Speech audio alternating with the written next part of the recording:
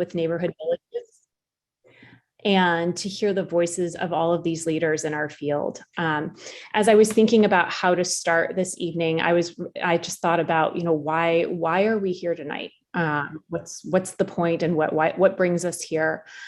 And I think the reality is that we're all here for change, in pursuit of change, in the hope for change. When we first conceived of this year's workshop series, it was with the knowledge that the pandemic made visible a broken system in early childhood, a system that's failing families and children and teachers. When I first listened to the Neighborhood Villages podcast, I was holding my newborn baby and facing the reality of returning to my work as an early childhood teacher. The first minutes of the podcast found me in tears, and I wondered why. It's not like they were telling me anything I didn't already know, both as a mother and a longtime pre-K teacher. I realized that I had just accepted that this was how things were in our field, that this is how they always would be. That being a parent meant constant childcare struggles, that being a pre-K teacher meant that I would always be somehow less than other professionals, less than other teachers. And in those first words in the No One Is Coming to Save Us podcast, and all of those that followed, I realized that maybe things could be different. Maybe change was possible. And this is the reason why we're coming together tonight with these incredible people who are working to bring change in our field. We are thrilled to have you here tonight to engage in this larger conversation about the field of early childhood education and how we might affect change. And as a mother and a teacher, I thank you for reminding us all that change is possible. Before we get started, I want to introduce these incredible people who are here with us tonight. I'm starting with Ana Ricci Mejia, who works at East Boston Social Centers, whose mission is to cultivate community, belonging, and joy for East Boston residents and our neighbors through services to support children, families, and individuals of all ages. She spends her days in the toddler room with children from 15 months to 2 years, 9 months. She has worked as an early childhood educator since September 2017, and recently received her Child Development and Associate CDA, specializing in care for infants and toddlers. She loves education and is interested in providing a voice for the children and families in her community. Anna is also a member of the Strategies for Children Advocacy Network, which creates a new structure for connecting advocates across the region, all regions of the state. Lauren Birchfield Kennedy is the co-president and chief strategy officer at Neighborhood Villages, which she co-founded with Sarah Muncy. Kennedy guides, evaluates, and executes the organization's strategic vision and policy objectives. She oversees external relations, including government affairs, strategic partnerships, development, and communications to further the impact, sustainability, and scalability of Neighborhood Villages' mission and programs. Prior to co-founding Neighborhood Villages, Kennedy served as the director of health policy at the National Partnership for Women and Families in Washington, D.C., where she directed the organization's health policy portfolio. Kennedy holds a law degree from Harvard Law School and resides in Massachusetts with her husband and 2 children. And finally, Amy O'Leary is the executive director at Strategies for Children, an advocacy and policy organization that works to ensure that Massachusetts invests the resources needed for all children from birth to age 5 to access high quality early childhood education programs. Amy joined SFC in 2002 as the Early Childhood Field Director and has also served as the campaign's deputy director. Prior to that, Amy worked as a preschool teacher and program director at Ellis Memorial in the South End of Boston.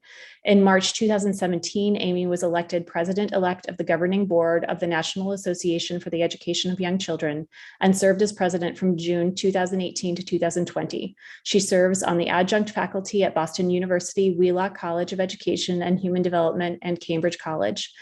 In July 2020, Amy was appointed as an alumna trustee for a 4-year term to serve on both the Skidmore College Board of Trustees and Alumni Board. Amy is a member of the Massachusetts Kids Count Advisory Council and the Massachusetts Department of Early Education and Care Advisory Committee.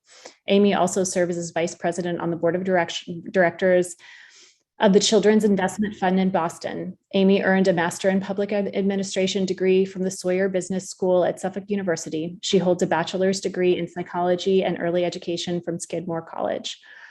We are so thrilled to have all 3 of you, and I have to admit I'm very starstruck by the people who are joining us this evening. We are going to begin our evening with breakout rooms, just so that we can start the conversation between each other. And we wanted to start with the question: if there were 3 things you could change about your program right now, what would they be? Share those responses within your breakout group, and we will come back together in 8 minutes. And welcome, everyone. Give me 1 minute to get our breakout rooms together based on our count. There we go.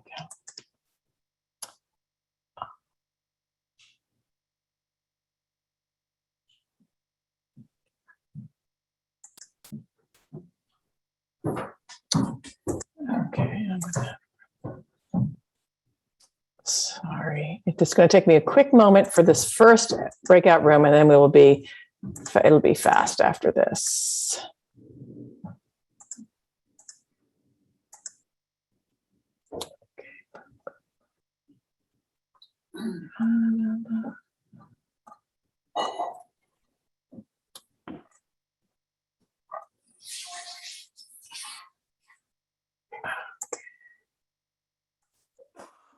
All right, we're going to go with this and hope for the best. Thank you.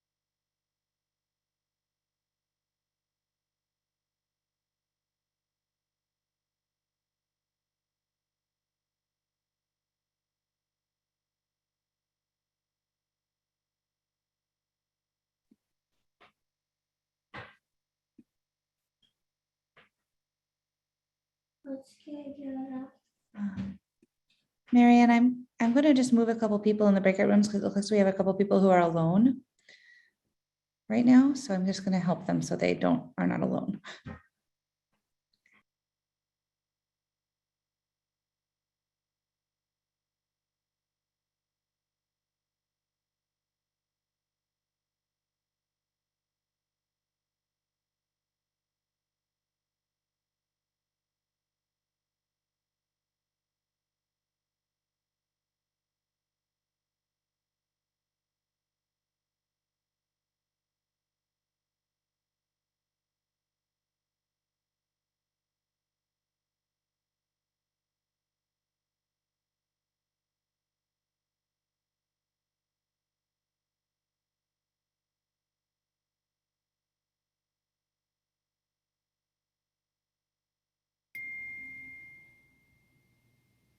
I think A lot of people have not joined. Maybe they don't know how to join. I'm not sure. you could also send people. Do you know how to do that? In my group I was in, I came back just to get a question answered. Was some people weren't? Yeah, they were waiting until more people came into the room. I'm moving. I moved people who were unassigned to places, but I'm now trying to find 3, move to 3. I moved a few people, Marianne, just Yeah. So that they would have someone to talk to. Yeah. So I think everyone's Same. in a room now. Everyone's in a room with a few others. Yeah. As sorry, I was on mute. I would try to put all of us in number 10 because you can't just, people popped on afterwards and it was like, oh, you're not anywhere. It looks like room 5 needs a little 8. help, I think. Do you want to move? I don't know, Christopher and Margaret. Are they able to hear us? maybe we can help them get where they need to go. Yeah. Or move Marie to a room where she has someone to talk to. Let's just move Marie to 6. Here we go. But I see Iris hasn't joined any place, and there we go. Iris may be holding back. And there's nobody in 5 who's joined Christopher or Margaret. Yeah, they're not. And Joan hasn't joined any place. So I'm not. It's an imperfect system if you don't It know is. people. But if you don't know who's going to be there to begin with, you know? It is, it's hard. Do you want to move Sasha to somewhere? Sasha just joined us. Yeah, where is Sasha, she? welcome. We're just doing breakout rooms to get started. So we'll send you to talk with some other folks. Okay, great. Um, Thank you so much. I'm going to send her to 7. Here we go. There we go. Marianne, maybe we broadcast that message, the prompt for people who've just joined. I can do that. Yep. Yep. Okay, are you doing that, Magina? Yeah. Yes, I can do that. You Okay. can keep assigning people there. Yeah, and I'm going to get a new person who's just coming in, Heidi.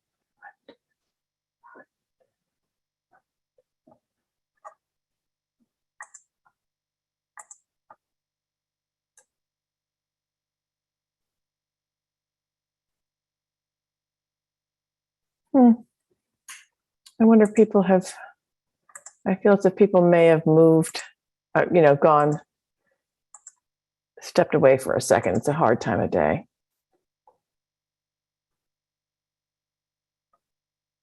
Are you tracking time, Marianne, for the? Yes, we're at 3, we're at 4 minutes, and this is supposed to be an 8-minute. Yeah. That's great. Mhm. I was going to tell them at 2 minutes, so they had 2 minutes left.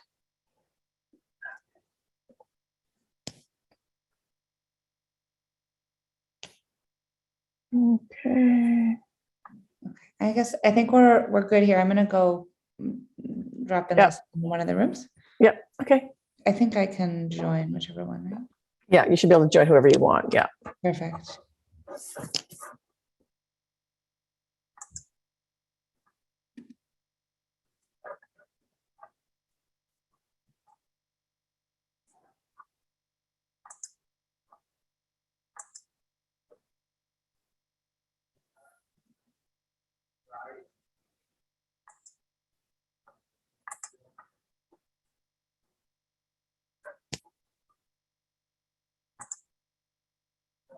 Yeah. Oh, it's mostly work day. Huh? I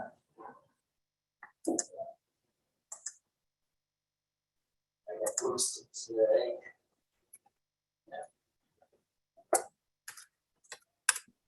Marianne, how many minutes do we have left? We have 3 minutes left. I'm just going to broadcast that to everyone. Oh, okay. Yeah, I was about to do that at 2, but that's okay. Yep.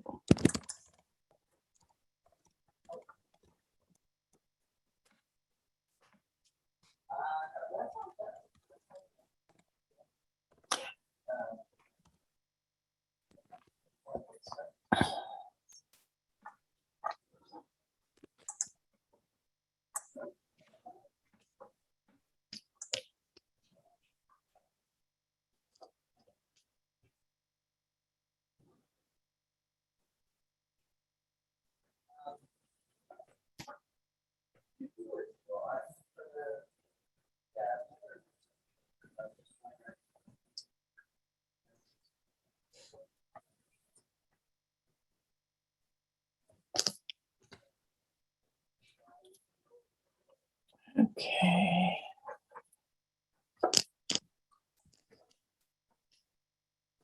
Yeah, we have just about a minute. I'm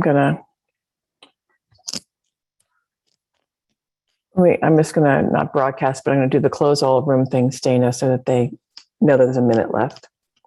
Sounds good. Yeah.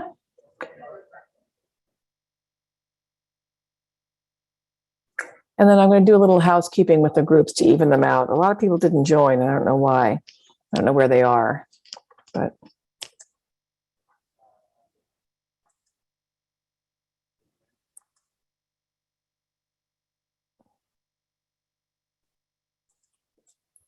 go.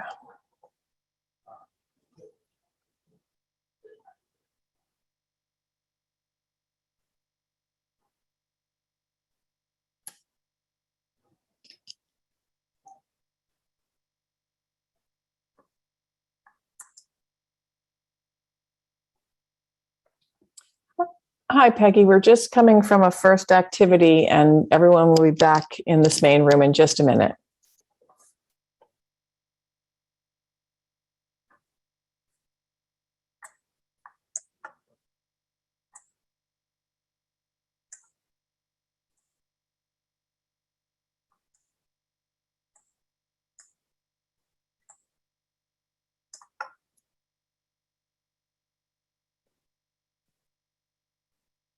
Oh, here they all come.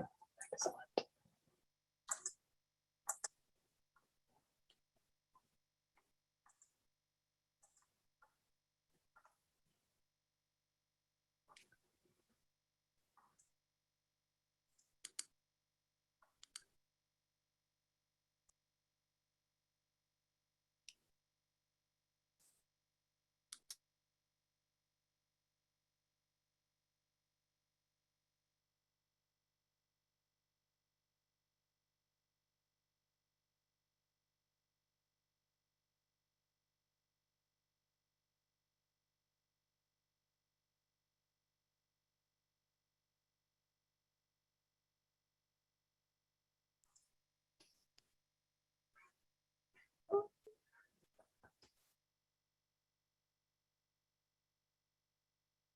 I think we're all back again. Lauren, are you ready?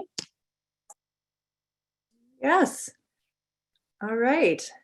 Well, thank you everybody so much for inviting me to be a part of this conversation. I am in awe of all that you do. I'm the collective you. I know we're joined today by educators in the field, those who are in school, those who have been in the field for a long time. I'm joined by educators of those educators. As well as providers and advocates. So thank you for inviting somebody like me who lives in the sort of policy world to come and be a part of this conversation, since you are by far the experts on what you do. And also excited to have Magina from Neighborhood Villages here today, who I'm sure many of you know very well. So I'll start by just giving I'll also say my job here today is to give this sort of policy landscape, which is to say what is going on in early education and care in Washington, D.C. We're seeing a lot of news about finally some movement around national investment in early education and care, and then also to have a landscape assessment of what's happening here in Massachusetts, an opportunity that we have in Massachusetts to potentially even move faster than what's happening in Washington, D.C. and create a first in the nation early education and care system for families in the Commonwealth. So I will probably speak for the least amount of time, which is to your benefit, because those coming after me have far more, I think, exciting and interesting things to share. So if we could go to the next slide, Neighborhood Villages is a systems change organization. We're based here in Massachusetts, and we envision a future in which all families have access to affordable, high quality early education and care.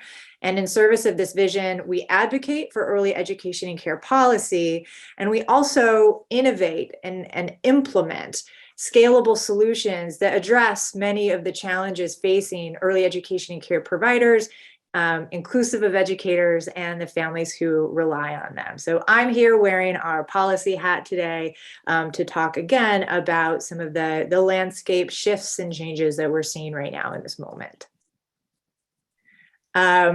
Okay, here's our setup. So the podcast "No One Is Coming to Save Us" was mentioned earlier on in the conversation.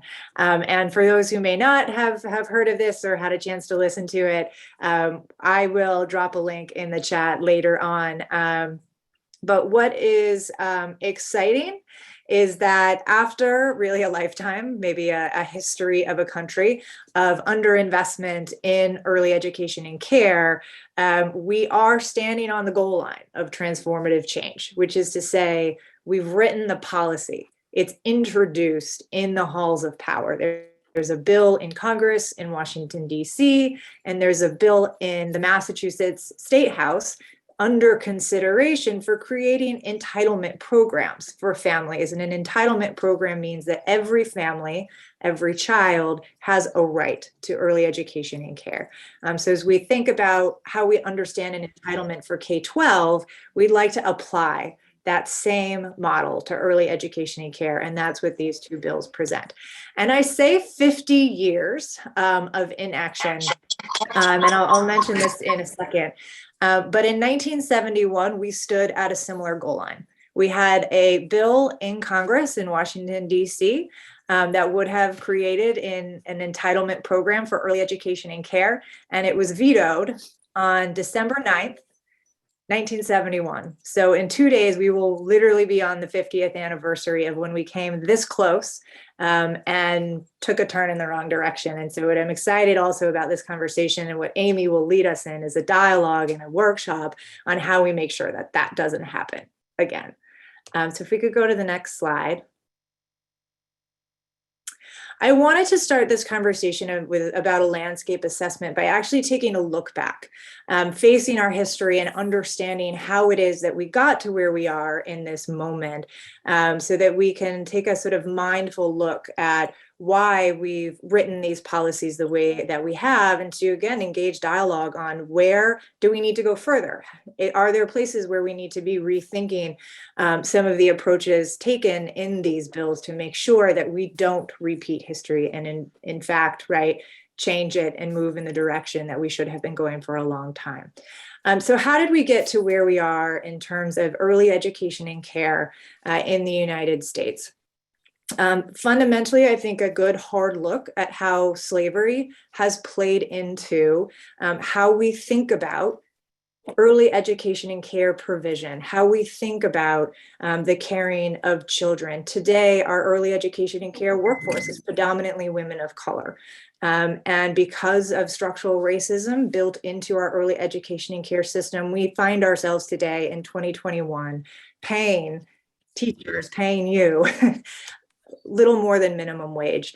And that's not by mistake. And so as we think about these pieces of policy, a huge component of it is making sure that we right this wrong and begin to pay our early educators the wages that they deserve and invest in them and create professional development opportunities the same way we have committed to doing so in K-12. So coming up to the 1800s is where we start to see sort of formal kind of constructions of caring for children for families in which largely the mother needed to be working outside of the home. And I put in parentheses care because this was really just an effort to kind of put kids in a safe-ish place so that mom could go to work. Really not much investment in thinking about quality or thinking about this as education. Just where should we put this child so that a parent can go to work? And a lot of, honestly, sort of when we think about childcare responsibilities largely falling on women, a lot of shame involved in terms of who are these women who relied on care in order to be able to put a roof over their families' heads and pay for it. So we then move into the early 20th century, so thinking about sort of early 1900s, where we actually start to see the emergence of a different way of looking at early education and care, the creation of these nursery schools that were built upon principles of child development and psychology and best practice. However, those programs really catered to, first of all, white women only, and also upper income families who had the ability to have a parent attend that nursery school program with the child, which is to say we see this sort of divergence of there's more custodial care for lower income families who need care to go to work, and the creation of nursery schools for parents who had the means to be able to send one of those caregivers to the nursery school with their child. So, right, in terms we use today, one was drop off and one was drop in. But this sort of marks the time when there becomes to see more emphasis on how do we start to think about this as school and investment in the development of the child. And there were mother's pensions available for white mothers only, which is to say enabling a mom who, didn't have a partner, the ability to stay home with their child. And I mention this because, again, we think about the mental models that are really important to how we then invest in social programs like education. In the early 20th century, we recognize that caring for a child is a deep, nurturing relationship, particularly in the parent-child sort of dynamic. And so we valued a child being able to be in the context of the home with their parent, and valued the nurturing environment for that child. And just sort of hang on to that for a second, because when we get to the 1990s, our mental model changes drastically. So we come to 1940, and magically, when we needed women to go into the workforce because the men were abroad fighting, the federal government stepped forward and created a universal, comprehensive, federal funded early education and care program that was considered actually to be quite high quality, again, founded on these principles of child development, best practice, and curriculum, and made available to families across race, income, different demographics, because largely for this brief period of time, women's work outside the home was valued, and there was a recognition that if we needed women in the labor force, we needed to invest in early education and care, and to do so in a way that a parent was happy about where they were leaving their child in order to go work in the factories or creating the ammunition and the clothes for the soldiers and all of that. At the close of the war, this phenomenal program was quickly disbanded because where culture was at that moment was that women's place was in the home, and as the men were coming back from war, we clearly didn't need early education and care anymore. 30 more years passes, and we get to, as I mentioned before, the 1970s, when there was a comprehensive child development bill that would have replicated largely what we already built and created and proved that we could do in the 40s, and make early education and care an entitlement for all families. This gets through the House of Representatives, this gets through the Senate. There's an expectation that President Nixon is going to sign it into law, and at the last minute, he decides to veto it. And this marks really the last time I think we again have stood at the goal line, at the very finish line of being able to create a transformed system for children, for families, for providers, and for educators. Instead, what we get in the 1990s is this unfortunate transition away from thinking about parenthood and the nurturing of a child as something that we should invest in, and a trend towards starting to think about early education and care as child care that should be tied to how we think about welfare. And in the 90s is when we see work requirements attached to government provided financial assistance for being able to enroll your child in an early education and care program. And we haven't really recovered from there in terms of how the country approaches investment in early education and care. We've been stuck in this welfare mental model for a very long time, a lot of it driven by the structural racism that has been evident, as I mentioned before, in our early education and care system since its very beginnings. So the work we have in this moment is to return the conversation to where it was in the 40s, where it was in the 70s, where we don't think of this as welfare. We think of this as the best investment that we can make in a child and in a family, and that therefore it is worthy of strong, robust social investment, where we put the public money behind the programs that we want to see, and we ensure that all families are able to access this benefit. So that's where we were. Where do we want to go? We have two very exciting opportunities before us right now. We have federal legislation, which is often called the Build Back Better bill, lots of alliteration there, that would create a national early education and care program for families. And in Massachusetts, we have something commonly referred to as the Common Start Bill, which would create an early education and care program for families in Massachusetts. And something I'll touch on later is that even if Build Back Better passes, we will still want and need Common Start here in the state of Massachusetts to ensure that here we build the most robust system that we possibly can. So we could go to the next slide. What would the federal bill do? Build Back Better would invest $400 billion in the country's early education and care system and really sort of view it and implement it as a system that begins at birth and takes you through preschool and pre-K. So this sort of continuous experience through enrollment into the K-12 public schools, or I should say K-12 school system. It would provide universal free preschool and pre-K for all families, which is to say there's no income cap on eligibility. Any family, no matter what you make, would be eligible for free preschool and pre-K the way that any family is eligible for free public second grade, high school, et cetera. It would limit the costs for birth to 3 programs to no more than 7% of household income for families that earn up to 250% of the state median income. I put childcare in quotations there because unfortunately, I think in the national dialogue, we haven't done a great job of making it very clear that this system is about early education and care from birth. It's sort of, in my opinion, unnecessarily separates birth to 3 from preschool and pre-K. It also requires raising educator wages to be comparable with what is offered in a public district school for teachers with comparable experience, credentialing, et cetera.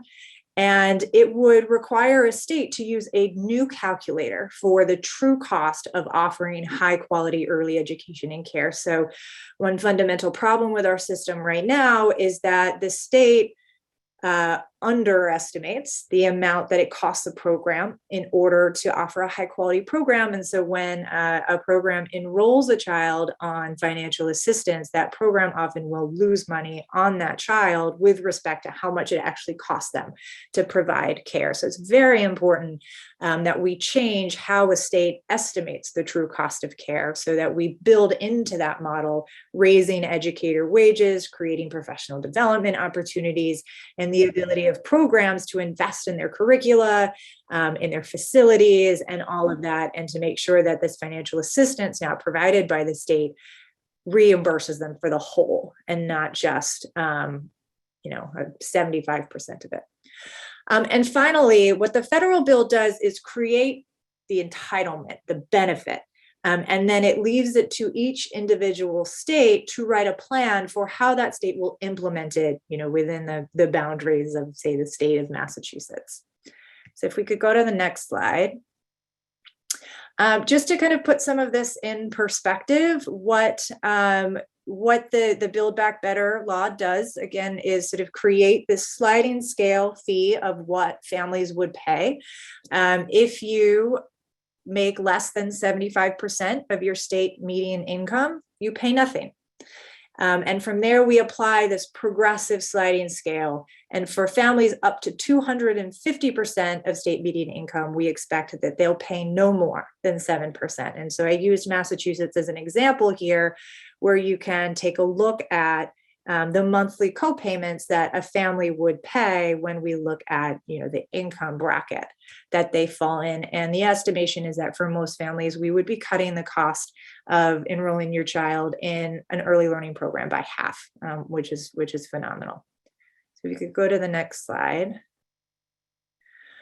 What does Build Back Better mean for Massachusetts? As I mentioned, states will have to create an implementation plan in order to get the federal dollars needed to implement the program. States will also be required to contribute state funds in order to unlock these federal dollars. This will become particularly important a few years into the phase-in, when states will need to put forward more money for preschool and pre-K programs. I mention this because it will be very important for state advocates to make sure that their state governments are appropriating, putting forth the money that the state needs in order to get the full benefit of the federal dollars that are available to it. And then I mentioned how it will impact families. I think we can go to the next slide.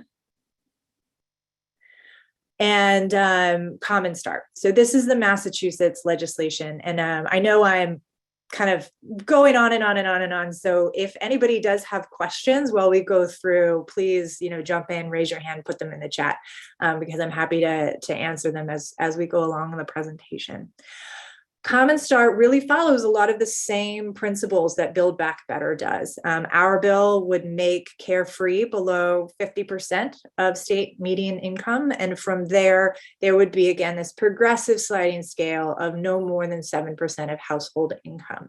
In Massachusetts, we don't cap eligibility for financial assistance. So again, under the federal law, if you make more than 250% of state median income, which is about $350,000 for a family of 4 in Massachusetts, that's where your eligibility ends. For the Common Start legislation, there is no ceiling on the amount of money a family can make to be eligible for this 7% of household income ceiling on how much they pay for care. Another component of Common Start that's important to show is that this bill covers out of school time, and meaning after school, for children up to the age of 12, and for those kids with special needs up to the age of 15. The federal law really only looks at birth to pre-K. So Massachusetts law would wrap around that and ensure that we included after school programs in our system of early education and care.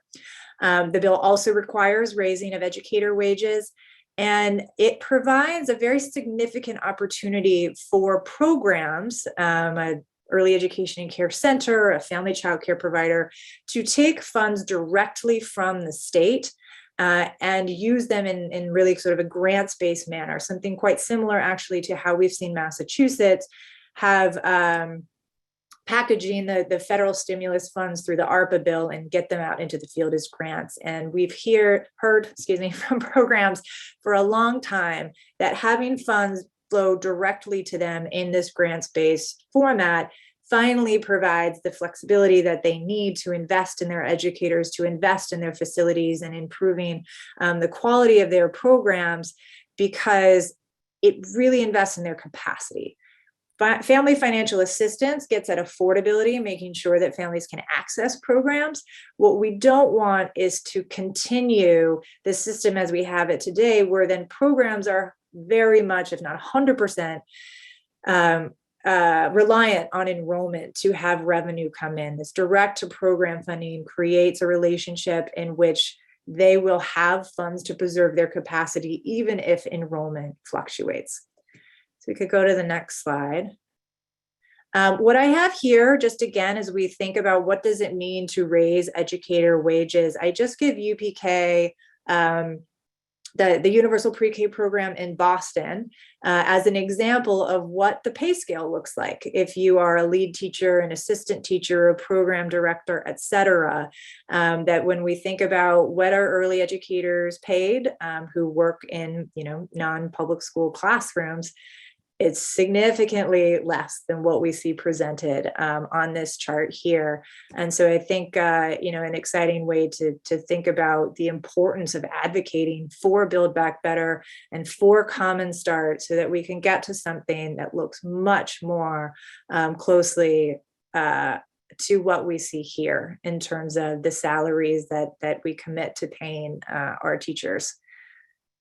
And let's see, is there another slide? Okay, so what happens next, and then I'll stop talking, is we need you and everyone to advocate for passage of the Build Back Better law, not just because it's great and transformative, but because it provides the vast majority of the public money that states will need in order to implement these transformed systems in their states.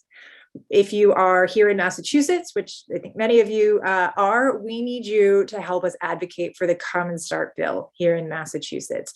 That's because if Build Back Better gets stuck in DC and never makes it across the finish line, we still have opportunity here in Massachusetts to pass our own bill and create our own program for families who live in the Commonwealth. And even if Build Back Better does pass, we still need Common Start because it articulates that state implementation plan. It gives us the infrastructure by which we can unlock those federal dollars and get a jump start on ensuring that all families have access to a transformed system that pays its educators what they deserve to be paid and supports its providers so that they can invest in ongoing quality and facilities and building out the operations capacity of their schools. And lastly, we need you to advocate for annual appropriations bills, something that's maybe like a little less sexy than these big pieces of legislation, but are so key to how we make sure that we are continuing to put the public funds into the system, both as it is right now, as broken out as it is, but also as we look forward to a future in which we have a true childcare and early education system. We will need to hold our elected leaders accountable for giving it the public funds it needs year over year over year. So that is it from me. And thank you again for the opportunity to be part of this conversation. I'm happy to answer any questions. Thank Lauren. you. Oh, go ahead, Dan. Thank you so much, Lauren. We really appreciate the perspective and just the trip through the history of where we are right now and why. We have one question in the chat right now, and I want to invite others to share questions as well. One question we have are the salaries based on yearly amounts or school year amounts, and what will happen to the children in the summer? I might actually invite Amy or possibly Magina to answer that question because I think you have more experience. I don't know that the federal law or Common Start speaks exactly to that, but the objective behind Common Start, I will say at least, is to provide those programs that offer year-round care the ability to sustain a salary year-round.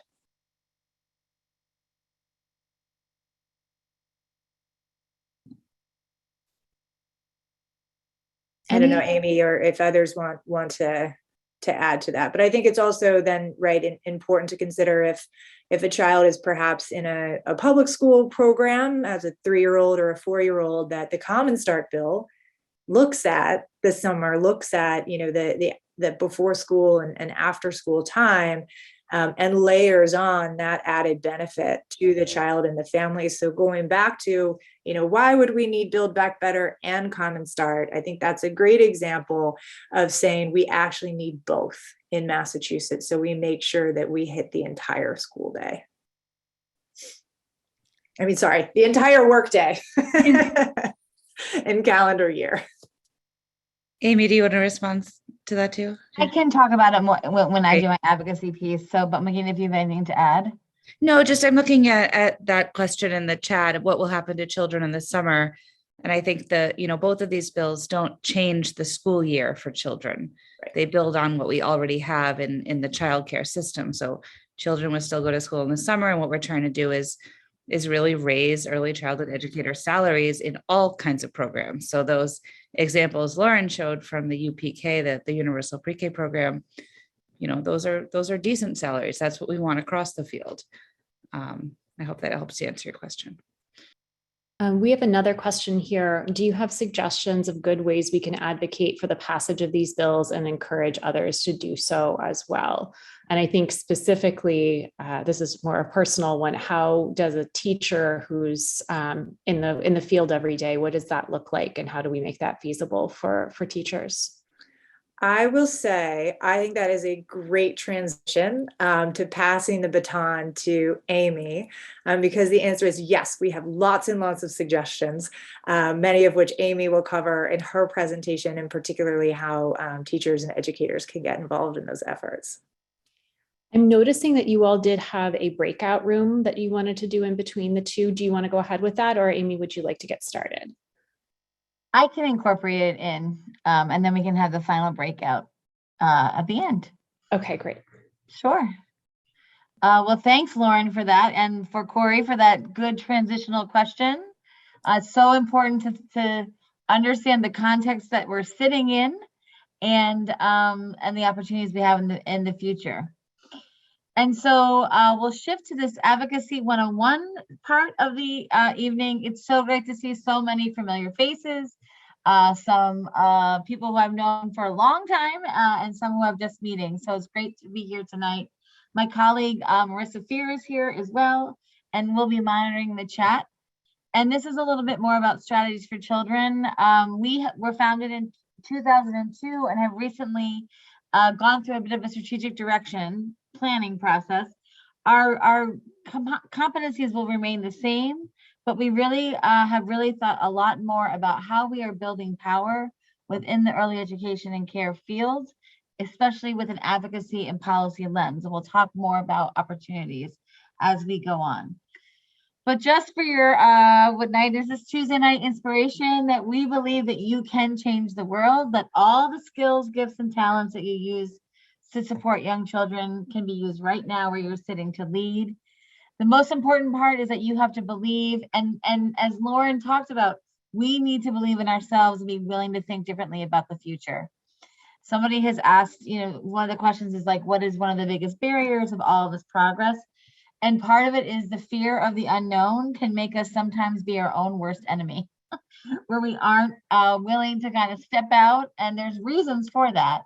But we really have to think differently and change our mindset about what it would really look like to be part of a system that was fully funded, and we could do all the things we've always wanted to do, even though repeatedly we have been told as a field to do more with less, that next time it'll be your turn to be highlighted and prioritized and funding.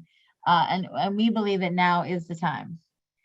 And as we think about being advocates, we need to develop our skills and have opportunities to practice. We need to stay current with the policy and initiatives at the state and local level. And Lauren did a great job of really setting the stage for kind of the opportunity we have now. And we need mentors, and I would add mentees, to help show us the way and give us a seat at the table. That question about as an educator, as someone who's in a classroom, what can I do? We want to make advocacy as accessible and as effective as possible. And so this was what we were going to do in the breakout group. But as we think about it from an advocacy lens, and if folks could use chat, so if you can just think of who are the key decision makers that impact the child's early education and development. So just use the chat and we'll monitor it. So just shout out whether, like, roles, what people or decision makers come to mind when you think about impacts.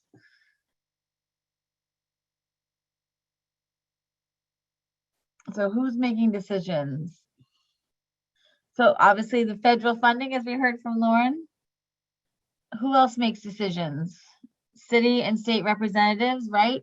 So we could do the whole city, whether it's a mayor or a town meeting or a city council, and state representatives. So we have representatives, we have state senators and state representatives. Who else? The Department of Education and Care, the commissioner, parents, the EEC staff, taxpayers, NEYC, right? So associations, other national groups are influencing communities and neighborhoods. Think about even zoning boards, where are we putting early education care centers? Where are there parks and playgrounds? DCF boards, so each of your boards of your organizations, the Board of Early Education and Care, the Board of Elementary and Secondary Education. Voters, absolutely. They are the most powerful people because they vote for the people that make the decisions. Some of the people. And then some other groups that we don't typically think of maybe initially are people who develop assessment tools, people who collect data, people who design curriculum, people who write books about designing curriculum, educators in higher education. The higher education chancellor who's making decisions about what programs they're having in a higher ed institution. There are pediatricians, nurses, technology, absolutely. So people who are designing, learning educational video games, or, developing, even people who are developing furniture. What does developmentally appropriate look like? Insurers, right? You think about licensors. So the point is there are so many people that are making decisions, and our job as advocates to think about what do they need to know and then think about how we're going to share this information. And so as you think about getting to know elected and appointed officials and building a relationship, this is a good list to start with. And you can see, I won't read all of them. I'll highlight a few. So photos, right? Seeing who they are, understanding their story, their biographies. You want to offer to be a resource to somebody. You want to follow up. So if there are questions, one of our biggest pieces of advice is developing a plan to keep in touch. We don't want one-hit wonders when it comes to developing relationships. Attending events in your community, and this is a really big one, introducing yourself when you see an elected official, which is why it's important that you know who they are and know their photos. And this is kind of where we tend to hang back. And other people, this is also something you can practice. And it may feel awkward and you may feel like, what am I doing here? But this is also part of claiming our power. Just simply introducing yourself. I'm Amy O'Leary. I work at Strategies for Children. I live in Brookline, Massachusetts, and I started my career as a preschool teacher. You want to give as much information, and they might not remember you the first, second, third, fourth time, but this is another opportunity to practice. And then adding them to your mailing lists. So figure out who represents where your programs are, and then also where you are a voter. They may be different places. Follow folks on social media. Think about how you can connect and stay connected. It's also important that we know the process. And so Lauren talked a little bit about, we have two bills moving right now, one at the federal level and one at the state level. So we wouldn't call Senator Elizabeth Warren about a bill that's moving in Massachusetts. We could say there are these two bills, this is so exciting, but Elizabeth Warren is going to be voting on the bill in Washington, D.C.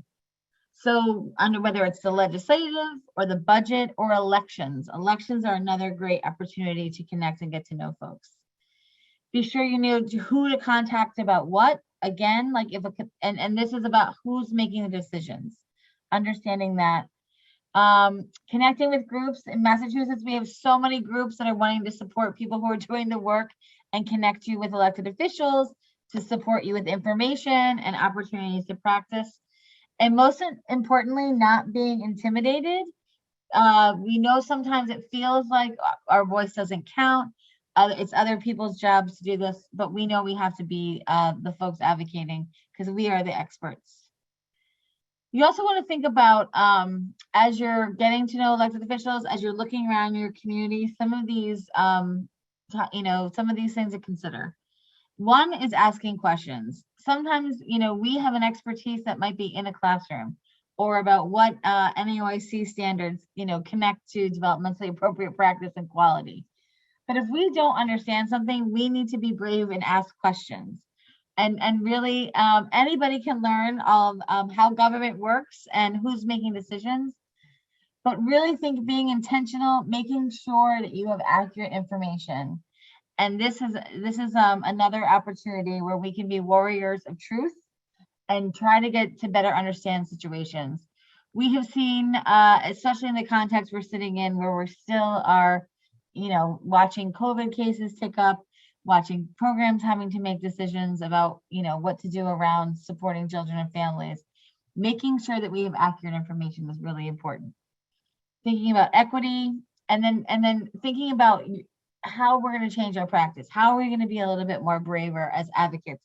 How are we going to use our experience and tell our story and connect it to a piece of legislation or a budget ask that we have? And why does it matter? Because you can make a difference.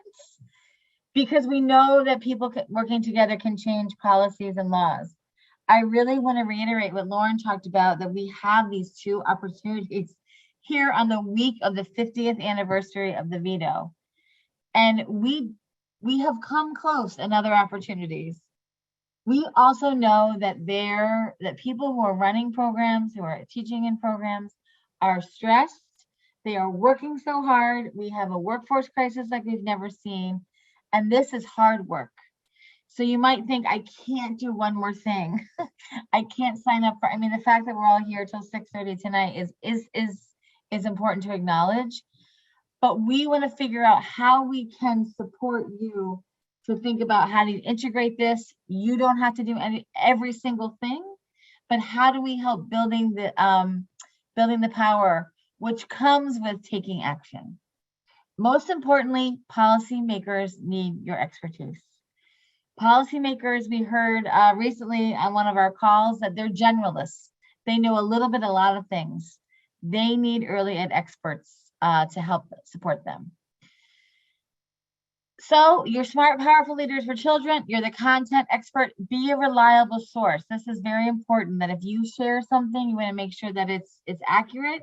If you don't know the answer, say you'll get back with information. And that local data is so critical. If you have a national study that could be important about some research, what does it look like in your community? This is really where folks appreciate that kind of information. Some of the ways that you can stay connected. So Strategies for Children last year started the 9:30 call, and we'll have Marissa can put the link in the chat. You can sign up. We have over 800 people that get invited every day. You're not representing your organization, you're representing you. Was it today? We had 120 people on the call because we had a brainstorm about questions we wanted to have answered or clarified about the new minimum requirements. So it was a chance that we had great participation, and we came up with a great list of questions. So please join us for the call. If you can't be in person at 9:30, you will get the follow-up emails. And then Strategies also, over the past year, have created 2 different opportunities. One is a speakers bureau, where we had 15 educators from across the state participate in a 7-week program. Again, this was all designed to help people find their voice. And also our new advocacy network, which is now going to be a year-long experience for emerging advocacy leaders across the state. And I saw some are joining us today to really help build this capacity of being advocates in your own community. So how can we support you to be the advocacy go-to person when we think about early education and care? And this is where our folks sit across the state right now, and we are grateful for support from a funder to continue this work over 3 years. So we really want to build across the state folks who are willing to really, be the point of connection in their communities for this advocacy work. And I see there's some chat. Let's see. We have more about the Speakers Bureau from Marissa. Some of you have heard these, have been through many of our presentations before. I guess we're going to take action tonight. We are going to have time, which we hardly ever do, but thanks to the thoughtful planning of the planning committee, we've built in time tonight to really have the opportunity to go through some of the pieces. So Dana, I don't know if you want to take over. I just wanted to jump in to see, Amy, thank you so much. Amy is a wealth of information, and both as an educator, as a leader. If people have questions, I just want to give people a moment to jump in with any questions that they wanted to offer. One that I had been having as I was listening to you and Lauren is, what does it mean when we're looking at getting sort of large scale funding for early childhood education? One of the things I love the most about what we do is and one of the things I learned when I was teaching at Ellis is that care is personal, care is individual, and that often families are really seeking a place that's situated in their community because the care feels consistent and the education feels consistent with what they have at home. So what does it look like when we're trying to gain larger scale funding? How do we preserve some of that individuality and nurturance and care that's so closely aligned with people's family identities? So I can start. One of the benefits we have in Massachusetts is we have a long history of kind of building some of these structural pieces. So including passing a bill in Massachusetts that when we passed the Access Universal Pre-Kindergarten, it was in a mixed provider system, right? So this was never about creating a whole new side system. It was about building on the strengths of the current system that we had. I think, as Lauren talked about the history, where we've gotten stuck is at state, we kind of level funded, same kind of idea. A very small fraction of children are supported with public dollars. So I think what we've learned through COVID and the changing of workplace, whether people are going into offices or they need different shift work or they need 3 days a week, our system for publicly funded early education care was built on a 5-day-a-week, 7:30 to 5:30 schedule. What we saw during the pandemic is parent choice became even more critical because there was a layer of trust, of health and safety and support that families were really looking for. I think we need to take those lessons that we've learned and then engage the people who are running programs. As Lauren laid out the pieces that the legislation has covered, what would that look like in your program? What would you need? And we've had a chance to practice through the stabilization grants. And, again, like part of the challenge is that's one-time money, so people are not maybe necessarily being able to build it in. But it's back to changing our mind. Like, what if you didn't have to cut corners or hold your breath and hope that everybody showed up for work? You could support staff through financing. And how do we engage families in this process?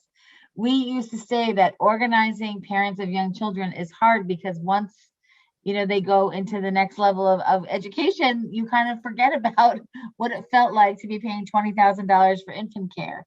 So how do we really take it, maximize parent voice right now when they have young children, thinking about as we're building the system? So Lauren, I'll turn it over to you.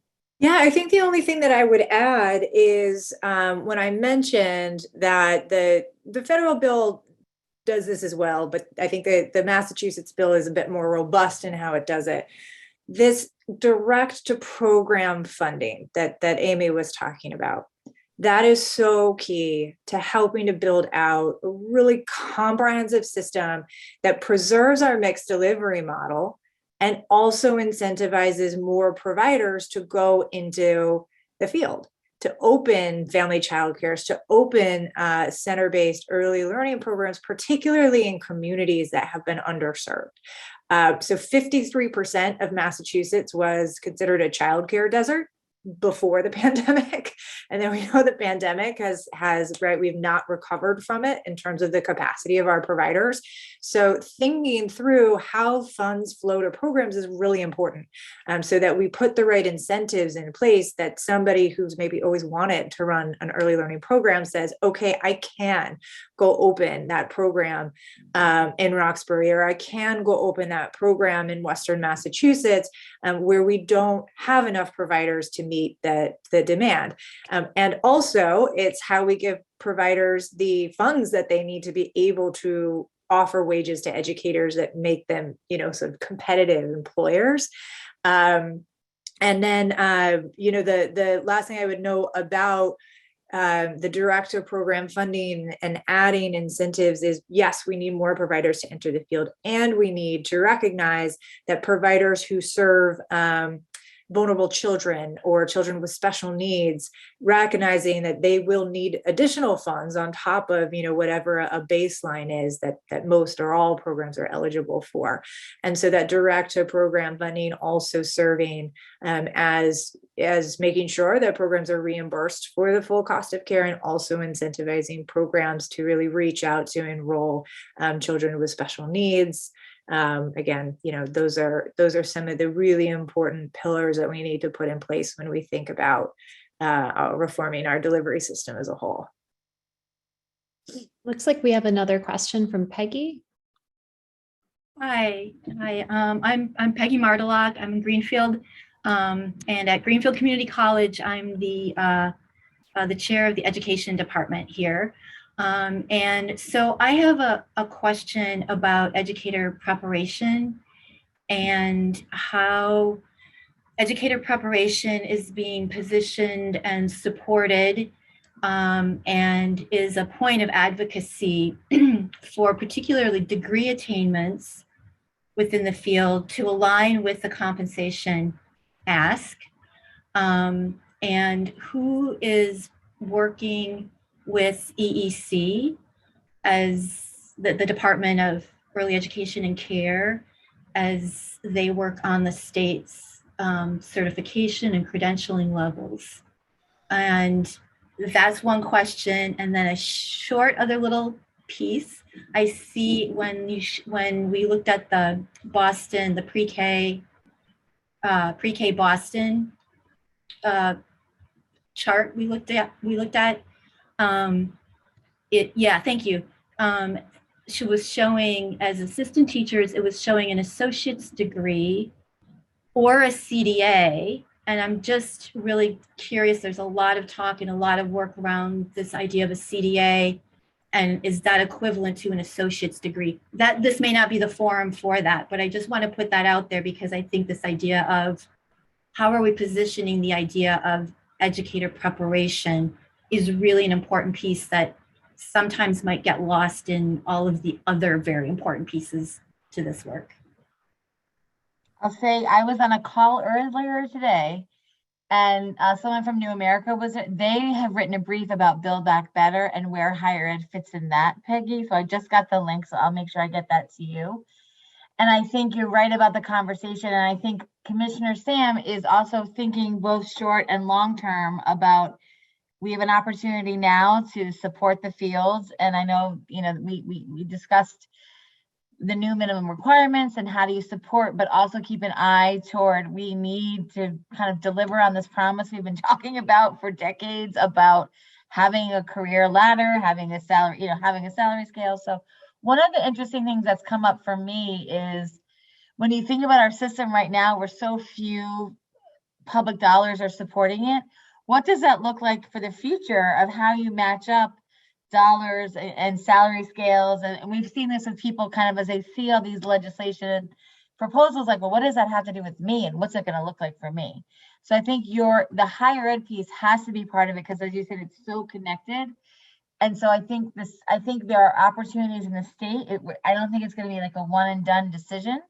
And we need to think about what are the vehicles. There is the Early Education Economic Review Commission that was established by the legislature that is making financial recommendation. And Peggy, you're making me think like that might be a forum where we share just some of the landscape of higher ed in Massachusetts and what might be needed at a state investment level to help support and keep these programs running. But I think I think it's a great idea for continued conversation because we're going to need obviously higher ed to be part of this as they have been and have been innovative to create programs to support educators. And to advocate for degree attainment. That's right. I know I understand the crisis and the need to get Right. people on the ground really quickly, but to think in the long term, particularly if we're looking for increased compensation for these jobs, that we're also looking at supporting the education preparation for our teachers. So we had the discussion on the call this morning with Bernadette Davidson, who's covering classrooms in Boston Chinatown, and saying, yes, I understand, but we have to walk this very fine line of supporting programs to hire staff, but also remember that we have high standards in Massachusetts, and what does it look like for degree attainment? So your question was spot on. Lauren, did you want to add? The only thing I think I would add is, what are the systems of power and governance that you kind of plug these questions into? Because I think kind of interesting, right, dialogue that I've been reading around, okay, so Build Back Better presents the opportunity for pay equity at comparable credentialing. So in the current universe in which a provider being paid minimum wage, how are they supposed to pursue that bachelor's or that master's if they can't afford to take on debt to get that degree that would raise their pay?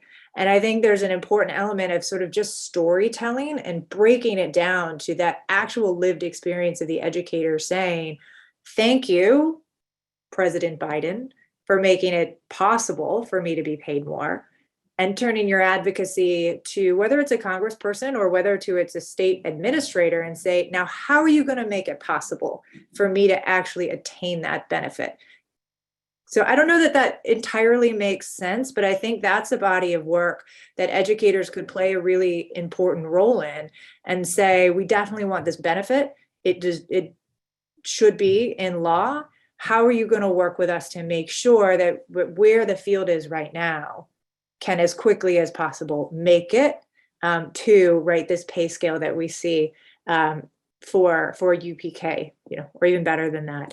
Because if we don't look at those details, we potentially set educators up for never being able to get there. And the last thing I'll add to it too is we talk about the kind of intersectionality with higher ed is going back to appropriations.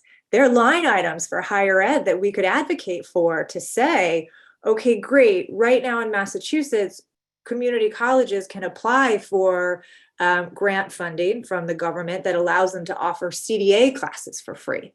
Could we create line items that said, okay, now we're going to create grant programs where we could get those associates courses for free, or bachelor's programs, right? There's other ways, I think, to kind of think about this issue that gets us out of early ed and looks at how we create incentives for higher ed to help be a part of that pathway. I'm sorry. There is some funding for that, but if the state doesn't require, right now there's funding for people. We're funding free courses for people working in the field to work towards certification, to work towards a CDA. There's EEC scholarship to even go on to a bachelor's degree, but the state doesn't require degree in order to be a teacher in the classrooms.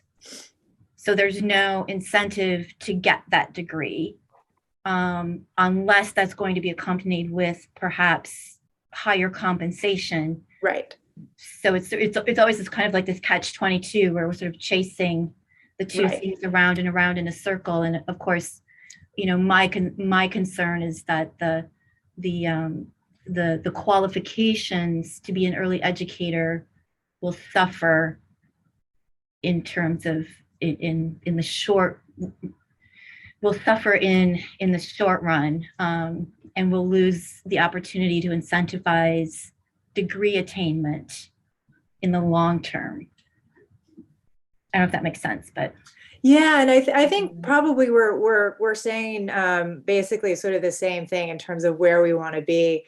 And what I was suggesting is so that the increase in pay with respect to how do we make sure those educators can successfully pursue them?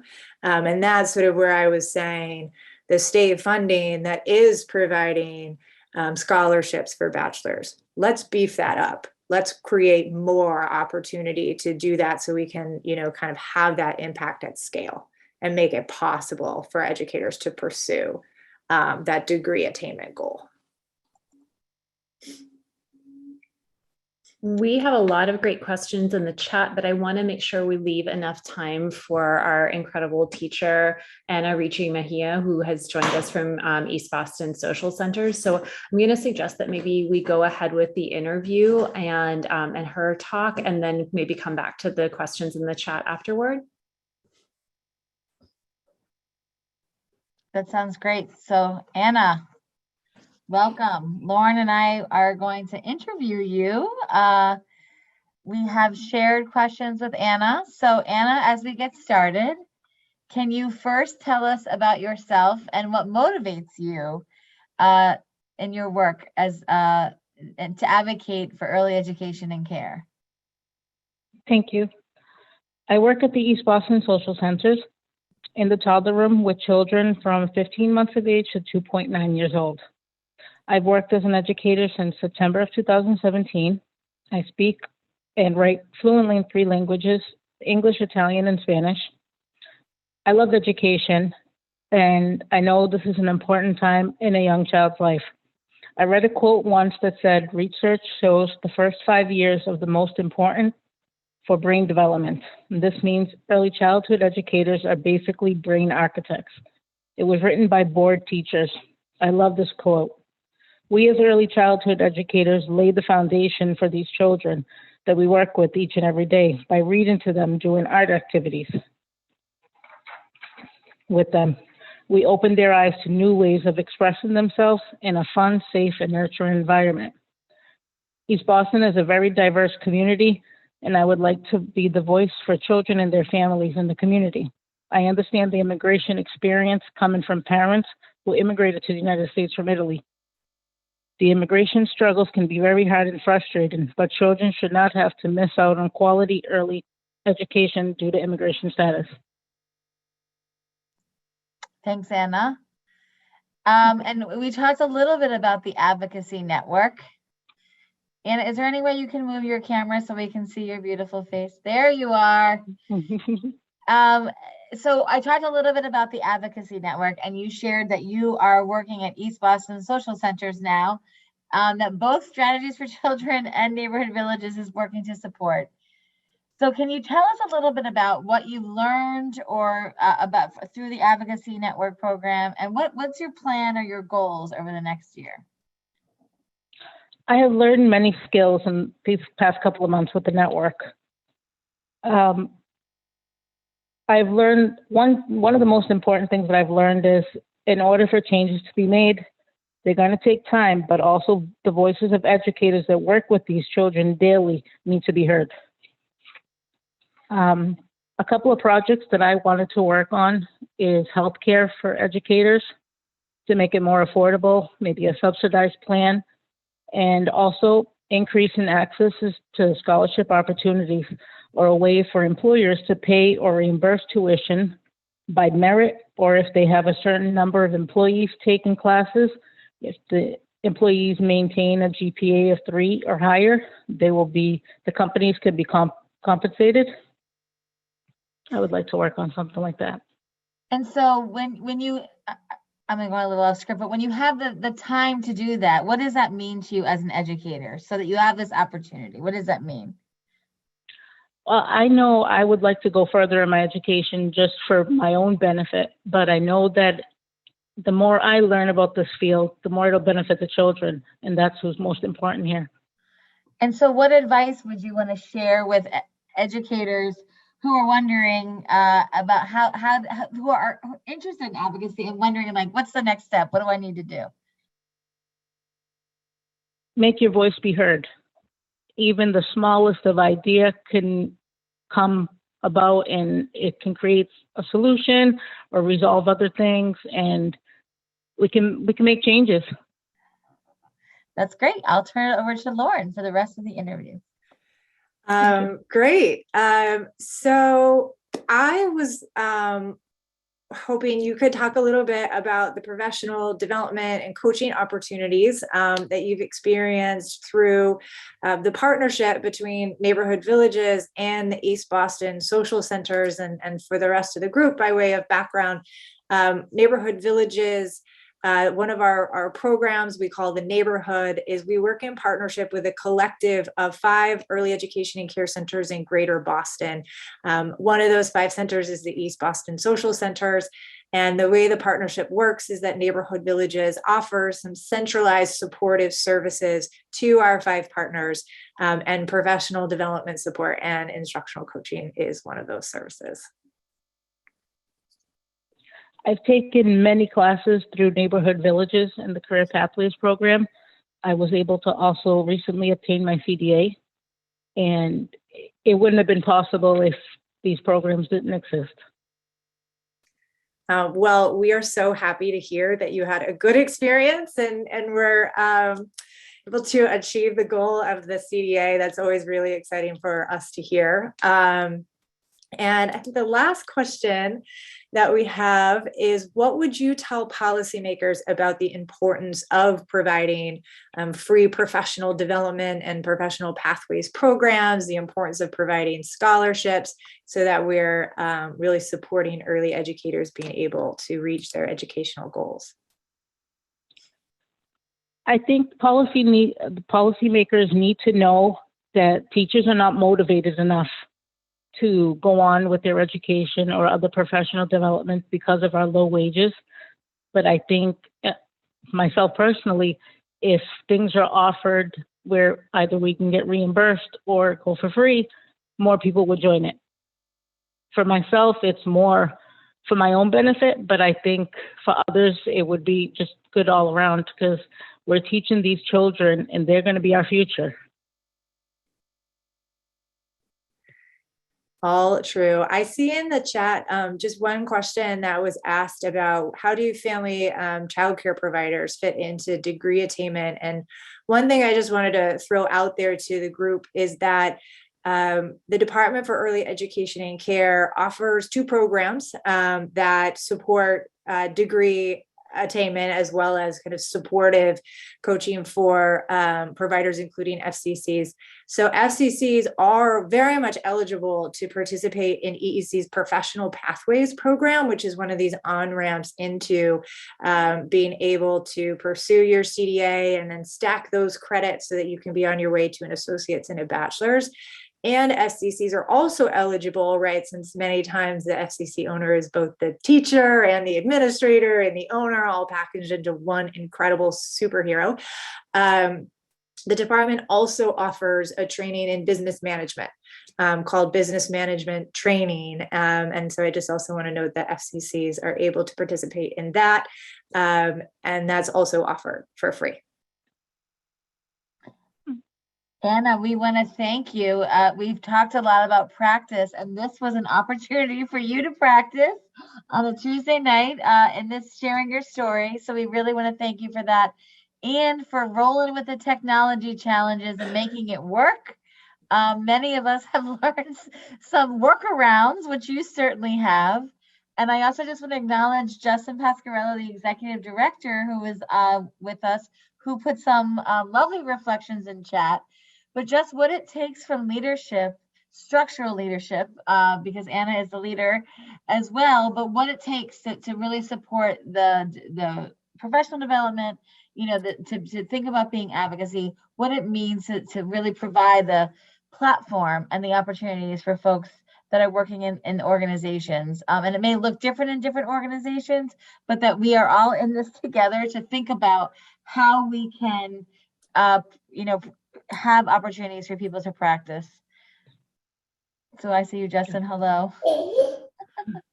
And from us at Leslie, I just wanted to also especially thank you, Anna. I know how hard it is to do these things after teaching kids all day, and there's no way we could have this conversation without a teacher there as part of the discussion. So thank you so much for making the time and dealing with computers and phones and everything it took for you to be here tonight. Thank you for giving me the opportunity. And also here at the Social Center, Justin has been great, Michelle as well, and Lorraine, my on-site coordinator. They gave me the time to be able to come to this event, and also my other co-workers. Anytime I needed to pick someone's brain on an assignment, there was always someone to help. And honestly, working here is like having a big family. So before we move on to the next portion, I wanted to just check in and see if there were any other questions that had come up for people that we wanted to address before moving to the next piece that you all wanted to work with.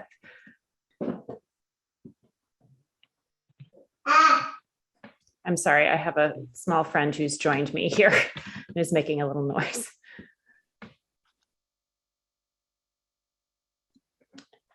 Amy, do you feel ready to move to the breakout rooms? Okay, great. So we are going to split up into breakout rooms again. And the question, I'll broadcast this to the groups as well, but the question is, what do you wish policymakers knew about the work that you do?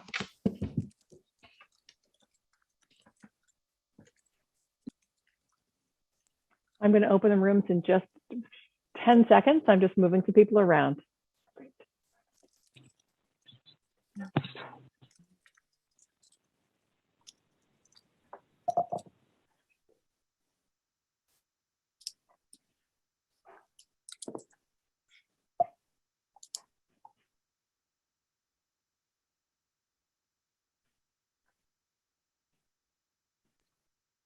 Marianne, I see we have a bunch of people who are unassigned. Yep. Would you You're working on. I'm on it right now. Thank Thank you you. so much for doing that. Yeah. I'm just looking at the numbers, trying to make it be a good number of people. Perfect.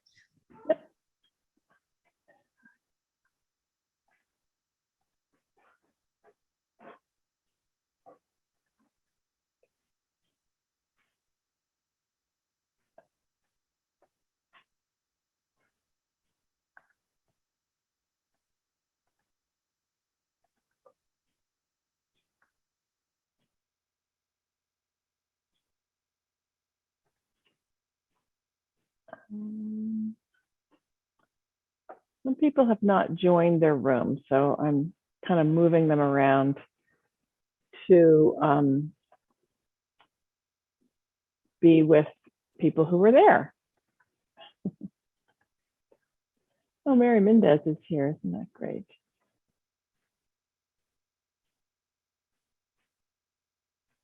How does that look, Nagina? I think it looks pretty good. It looks great. Thank you for doing that. I think Yeah. everyone.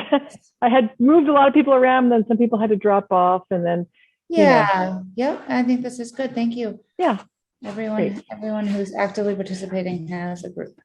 good. And I put that prompt in. I'm going to do it again just to be sure. There we go.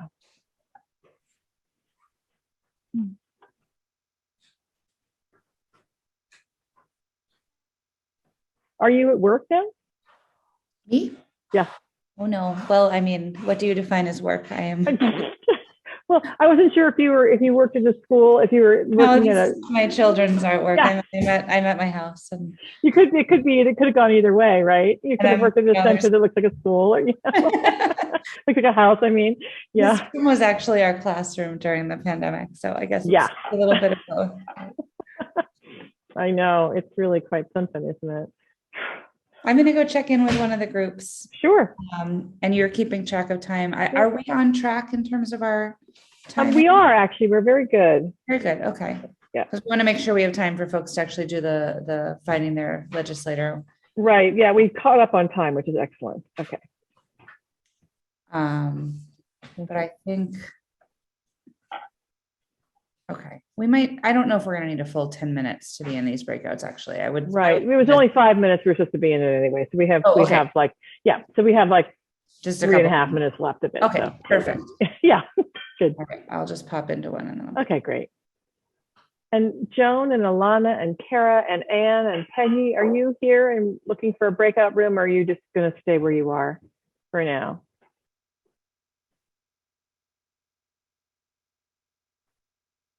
Do whatever you need.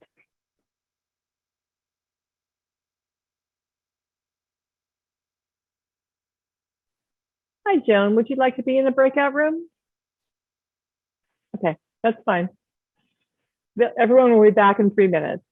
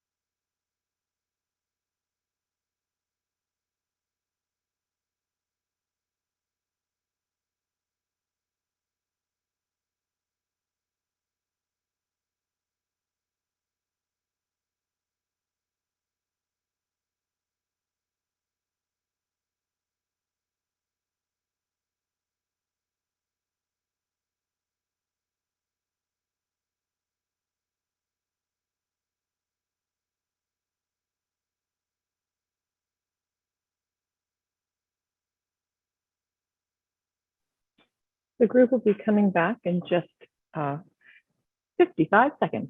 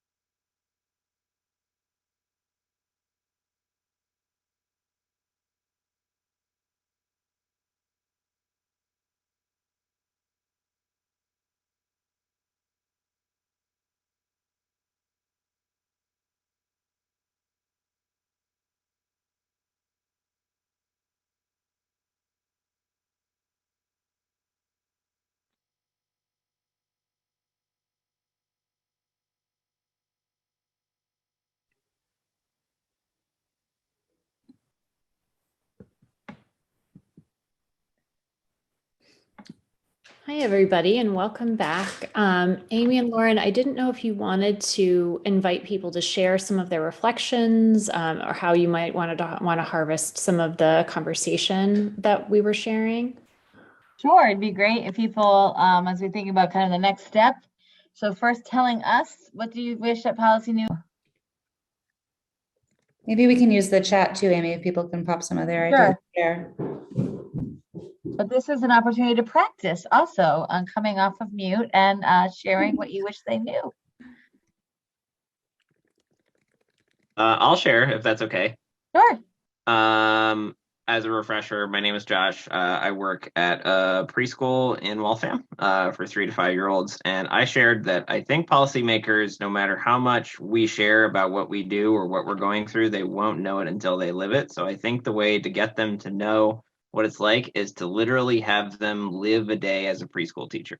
Because you can explain it until the cows come home, but they're not going to get it until they live it. So, and that's kind of what I shared.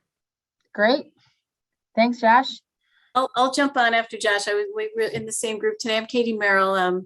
Been a director for many years in private programs and a public-private partnership, actually, for the last 6 years, early childhood inclusion program out in Wayland. And one of the things I wish policymakers knew is exactly that, what happens in a classroom, how skilled and professional, what happens moment to moment for kids and how impactful it can be. And I think there's just so much under valuing of what we do and a misunderstanding of what happens and how incredibly important each interaction with a child is and the relationship that teachers bring and childcare workers bring. And I was mentioning to the group I was with Professor Julian Lee out of Harvard and his Deep and Simple initiative and doing a lot better job of storytelling around those deep and simple interactions that we have with kids every day and how that moves the needle for every child. We need to do a much better job of that, explaining that to parents and stakeholders and policymakers.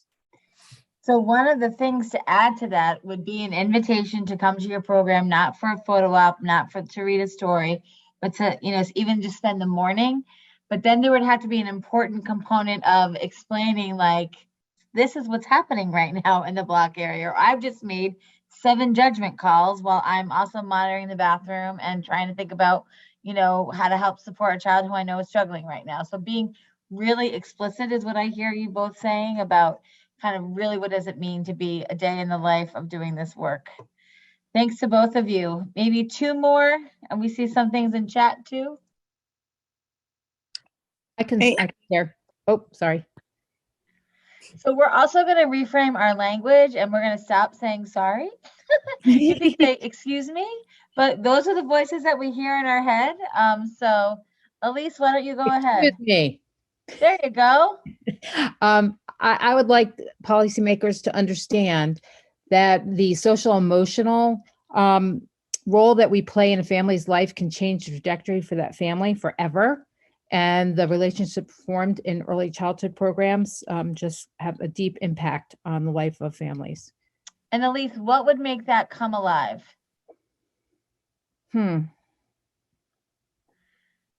What could you share? Or somebody wants to suggest something. What could Elise share to make that come alive? So there's just incredible stuff on the Harvard Center, the Developing Child, about those interactions, that's those serve and return interactions that So what teachers and childcare workers. non-academic source could Elise share? Oh. She could tell the story of one of her students, right? Right. You have so many journals of academic research and the work that you've all done. So we also have to reframe that. That's data, right? We should pair it with Kathleen says about the research that tells us why it's so important. But what we often hear back from policymakers is like, I know that, I know that, I know that. So sharing the story about, wow, the student or this struggled or I supported this family. You know, we often think about the early ed and care has saved so many of other systems, but we don't talk about it that way, right? So really sharing your own data and research. Thanks, Elise. One more, and then we're gonna have an opportunity to do something active. This is Alina. Hey, Alina. Hi, how are you, Amy? Good. I was gonna say that the profession of early education and care is as important or a driving force behind others being able to get to their jobs. And so they're in jobs as legislators. And so if you don't have anybody doing early education, well, picture that, which they had an opportunity to. But I use the example all the time. It's simple. It's like when you go to McDonald's, you need somebody on that fryer later. It doesn't matter if you want to get them French fries, and they're as important as the person that owns the business. That's great. And then we see in chat, we went policy knows effective strategies that other states have already done, so we don't reinvent the wheel every time we try to do something. Some appreciation for Kathleen talking about our work is misunderstood. We talked about educators needing ongoing professional development, extending longer between a program or a class. And then Alina added about the McDonald, great. Some appreciation for Susan Trombley. And then we need to let policymakers know that this is a hard job with a lot of responsibility, but it needs to be Anna's favorite quote, only the strong can do it. Thank you, Anna. So what we wanted to do now is really give you an opportunity to be active. So I'm going to share my screen of a, this is where do I vote MA.org. Now I have too many screens open. So here we go. So I'm going to take you through what you would do to find your elected officials so that you can help other people. And so I put in my street number. Now you all know you can send me birthday cards and my suffix. You have to put, so I live on a terrace. And then I have to put my, my town. So I find Brookline. And then I put my zip code. And now I do share my results. So this is where do I vote MA? And I show my results. And here it is. Everything I needed to know about. So remember your election, your information about voting and who represents you is your home address. And so this is where I vote. And then you can see down here. So your elected officials are in Massachusetts. Everybody has the same people up at the top. Charlie Baker is everybody's governor. Karen Polito is everybody's lieutenant governor. And then you see the Secretary of State, the auditor, the treasurer, the attorney general, and you see our 2 U.S. senators. So Senator Elizabeth Warren and Senator Ed Markey represent everybody in Massachusetts. And then you can see down here is where the information is based on my home address. So our district representative. So in Congress, so this is my U.S. representative, Jake Auchincloss. So there are 9 congressional districts in Massachusetts. I live in the 4th. So so in DC, Congressman Auchincloss and the 2 U.S. senators represent me. My state senator is Cynthia Stone Cream, and my state representative is Tommy Vitolo. And so in Massachusetts, we have 40 state senators. We have 160 state representatives. So every state senator has about 5 representatives that represent the same area. because of the census, all states are going through redistricting. So once that is official, you may have a different local official than you have had in the past. So it's important, even if you know who represents you, it's important just to check anytime before you take action. So let's see. If you are at your computer, so one more thing I'll show you. What we're going to do tonight is everybody's going to write an email to their state representative. So you're going to do this for yourself. You're going to find state representative, and you can just click on the name, and this has everything you need to know. So there's the representative's email. This is where the address is of the state house, the phone number. You can see the bills that he has supported, and you can see what committees he sits on, and then you can see the district. So my representative represents the town of Brookline. So when you do this, you will find your information. And so tonight we're going to practice sending us an email to our state rep. So I'm going to stop the share for here, and I'm going to put the slides back up so you'll see that this is the website that you're going to go to right now. And you know, we love if people took the opportunity to practice. So here we go. So where do I vote MA.com.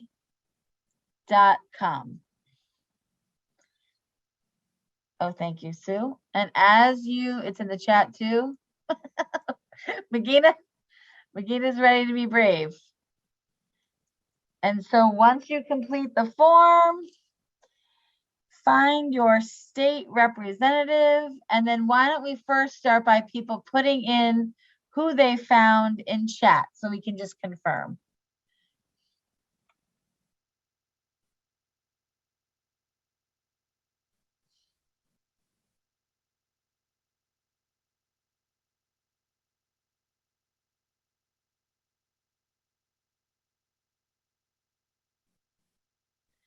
And so as you click on,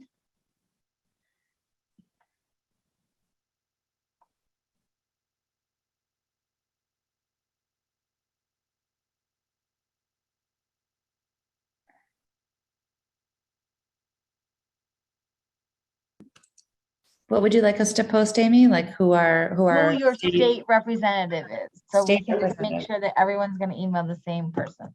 I mean, the right office.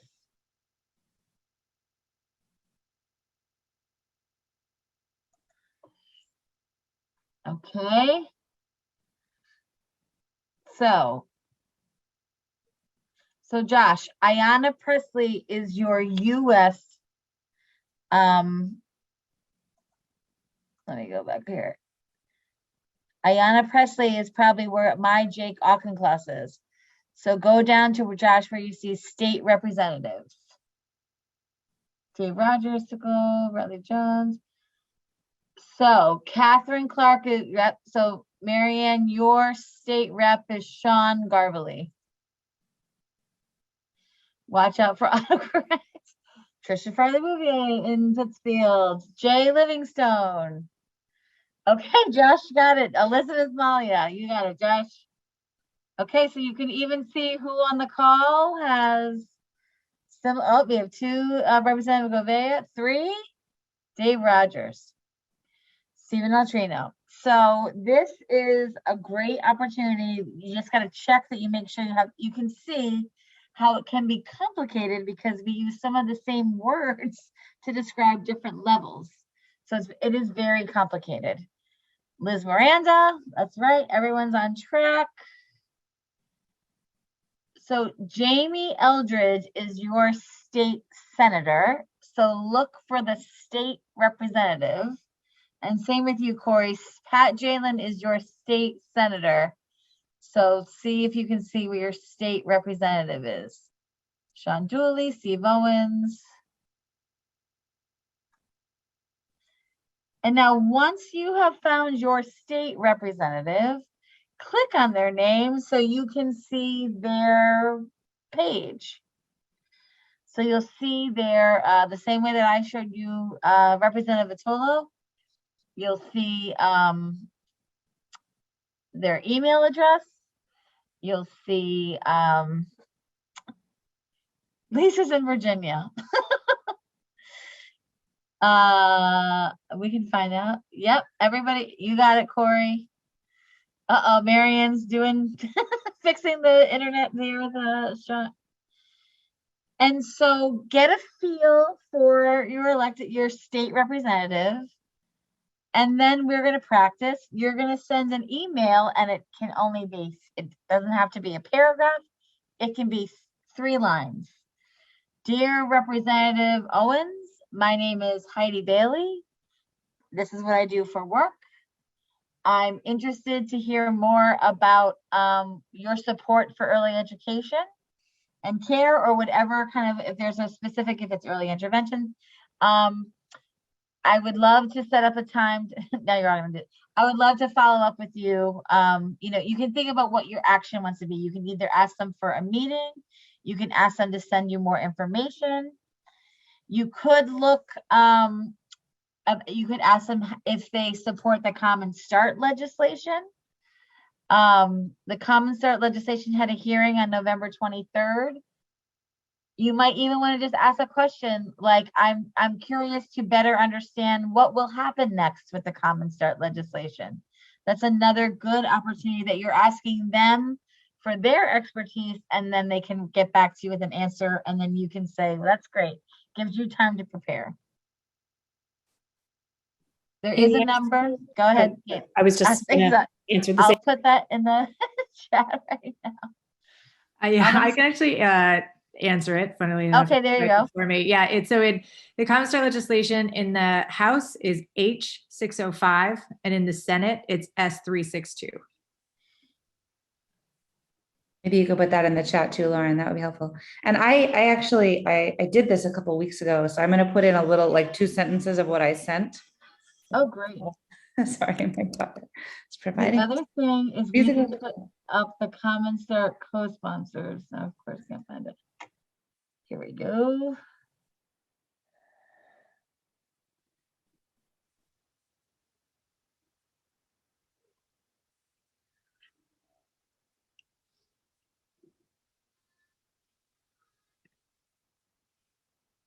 Lauren, do you know where the co-sponsors are?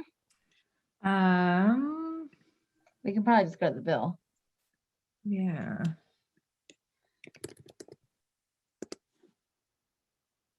Let's see.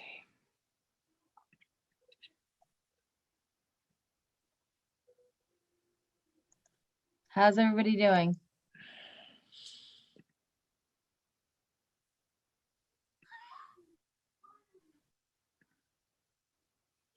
This is very exciting.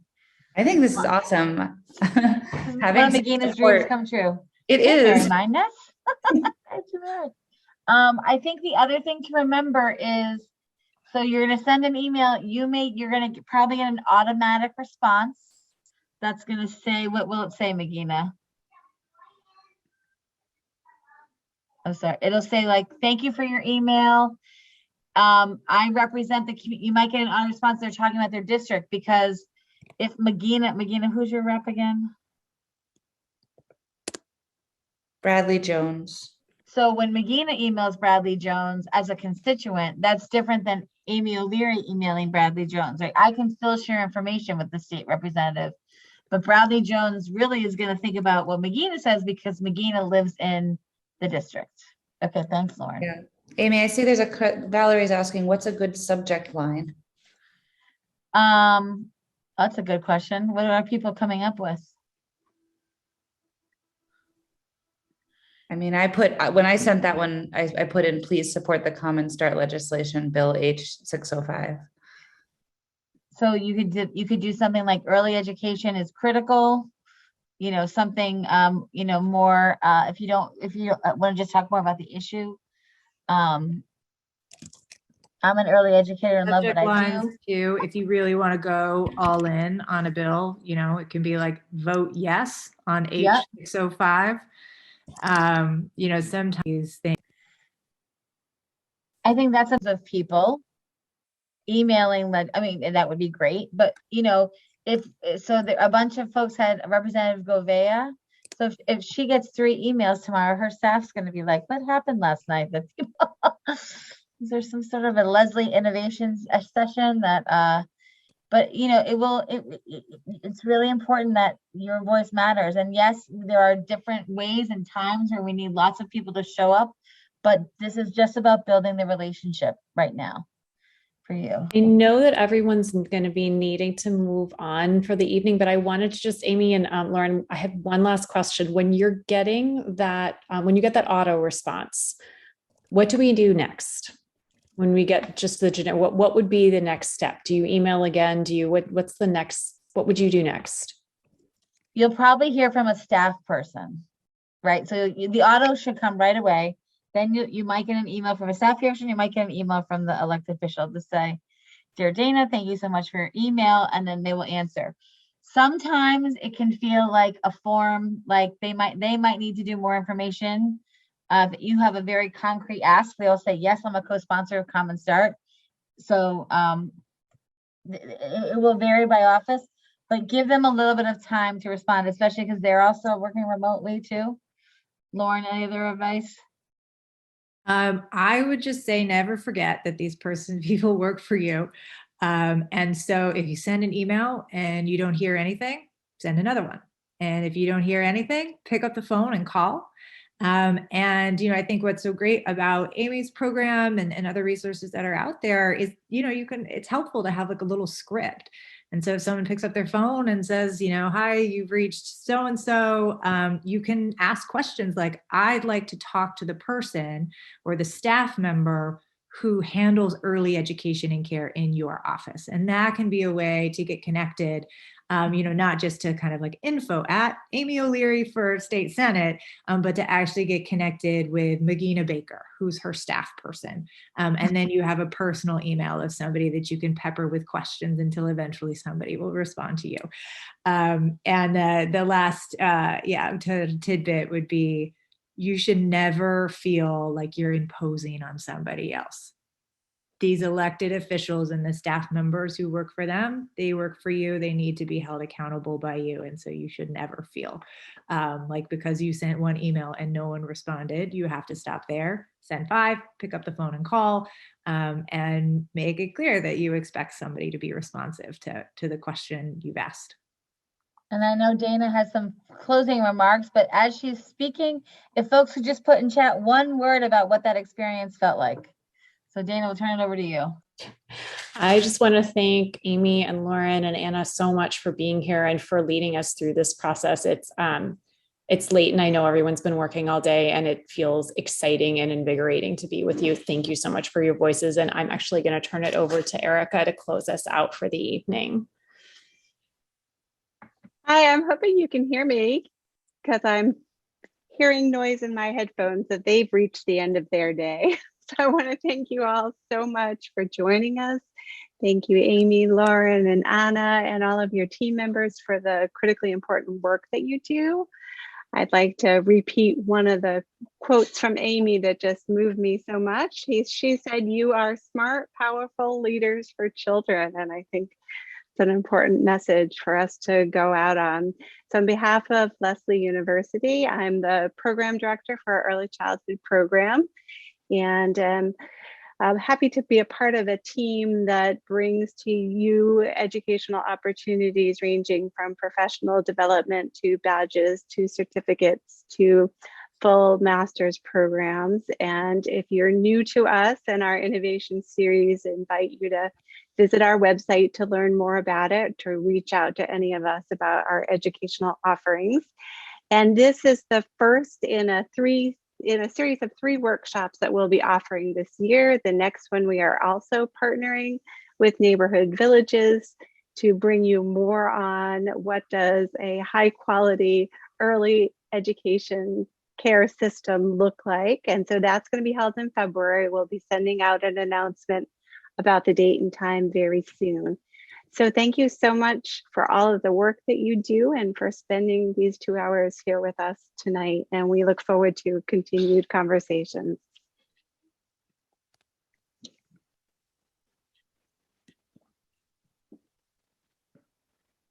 Thank you so much.